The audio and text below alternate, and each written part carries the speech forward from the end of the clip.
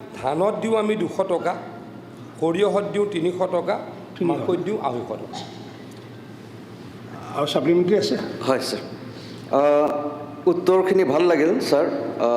যিখিনি অসম চৰকাৰে দি আছে এক্সট্ৰা, সেইখিনিও নিশ্চয় আমাৰ খেতিয়কসকলক সুবিধা কৰি দিব। কিন্তু কথা হ'ল যে আমি নিশ্চয় প্ৰডাকশ্যন বঢ়োৱাৰ চেষ্টা কৰিম। আমাৰ মানুহখিনি যথেষ্ট কষ্ট কৰে, যথেষ্ট টায়াৰলেছলি ৱৰ্ক কৰে, কিন্তু MSPটো যদি আমি দিব নোৱাৰোঁ অধ্যক্ষ মহোদয়, তেতিয়াহ'লে মানুহখিনি ভয়তে কামখিনি বাদ দিব। একচুৱেলি যেনেকুৱা মন্ত্ৰী মহোদয়ে কৈছে যে প্ৰডাকশ্যন বঢ়াব লাগে, যদি লাষ্ট টাইমৰ নিচিনা ভয় খাই থাকে যে এইবাৰৰ দাম পাম নে নাই, তেতিয়া একচুৱেলি প্ৰডাকশ্যন বঢ়াতকৈ আৰু কমিহে যাব। গতিকে মই মন্ত্ৰী মহোদয়ক অনুৰোধ কৰিম যে ফেব্ৰুৱাৰী মাৰ্চলৈকে আমি যদি ছিষ্টেমটো বনাই দিব পাৰোঁ, তেতিয়াহ'লে ৰাইজক মই নিশ্চয় উৎসাহিত কৰিব পাৰিম যে আমাৰ চৰকাৰে ছাপোৰ্ট কৰি আছে। গতিকে আপোনালোকে মেইজ আৰু মাষ্টাৰ্ড কাল্টিভেশ্যন আৰু বঢ়াওক। ধন্যবাদ। অধ্যক্ষ ডাঙৰীয়া, first and foremost criteria is godown. গোডাউনটো যদি ভালকৈ পাওঁ, বাকীখিনি কৰি ল'ব পাৰিম। ঠিক আছে। জাকিৰ হুছেইন সিকদাৰ।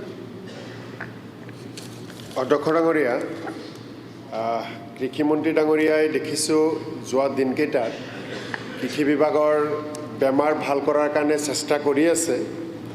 আমাৰো ছাপোৰ্ট থাকিব। এতিয়া আপোনাৰ জৰিয়তে কৃষিমন্ত্ৰী ডাঙৰীয়ালৈ মোৰ প্ৰশ্ন যে নিম্নতম সমৰ্থিত যি মূল্য ক্ৰয় কেন্দ্ৰ থাকে, ধান ক্ৰয় কেন্দ্ৰ, তাতে খেতিয়কসকলে ডাইৰেক্ট ধান বিক্ৰী কৰিব পাৰে আৰু খেতিয়কসকলক ADO-সকলে এটা চাৰ্টিফিকেট দিয়ে। সেই চাৰ্টিফিকেট লৈ গ'লে তেওঁলোকে ধানটো ৰাখে।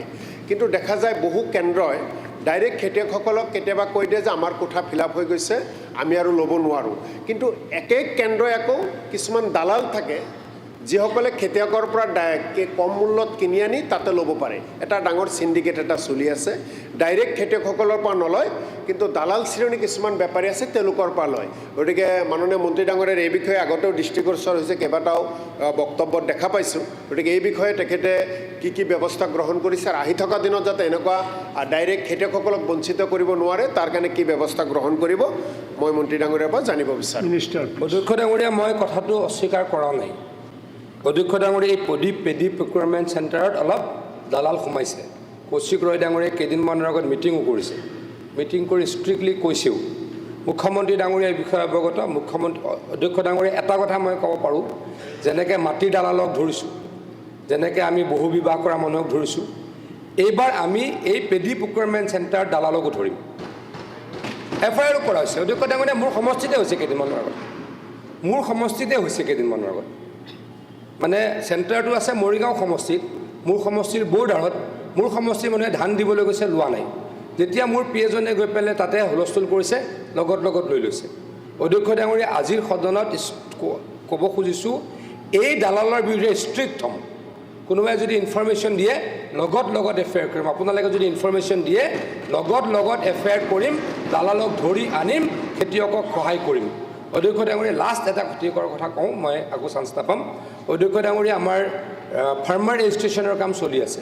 মই আগতেও কৈছোঁ, ফাৰ্মাৰ ৰেজিষ্ট্ৰেশ্যন কি কাৰণে জৰুৰী। ফাৰ্মাৰ ৰেজিষ্ট্ৰেশ্যন নহ'লে অধ্যক্ষ ডাঙৰীয়া পৰৱৰ্তী সময়ত একোৱেই নহ'ব। অধ্যক্ষ ডাঙৰীয়া, প্ৰতিকূল পৰিৱেশতো এইকেইদিন 8,000 এভাৰেজত অধ্যক্ষ ডাঙৰীয়া সমগ্ৰ অসমত ফাৰ্মাৰ ৰেজিষ্ট্ৰেশ্যন চলি আছে। মই বিধানসভাৰ সকলো সতীৰ্থ সদস্যক কওঁ, এই কথাটোত যাতে আপোনালোকে অলপ গুৰুত্ব দিয়ে, আপোনালোকৰ সমষ্টিত যাতে অলপ চেঞ্চিটাইজ কৰে, আপোনালোকৰ কাৰ্যকৰ্তাখিনিকো, সকলো ৰেচপেক্টিভ অফ অল পাৰ্টিজ, অলপ যাতে আপোনালোকে লগাই, আপোনালোকে আমাৰ ADO-সকলে শনিবাৰেও, ছেকেণ্ড ছেটাৰডেও কাম কৰিছে, দেওবাৰেও কাম কৰিছে, বন্ধৰ দিনতো কাম কৰিছে, বানপানীতো কৰিছে। আপোনালোকে যাতে আৰু অলপ গুৰুত্ব দিয়ে, তাৰ কাৰণে মই আহ্বান জনালোঁ, অনুৰোধ জনালোঁ।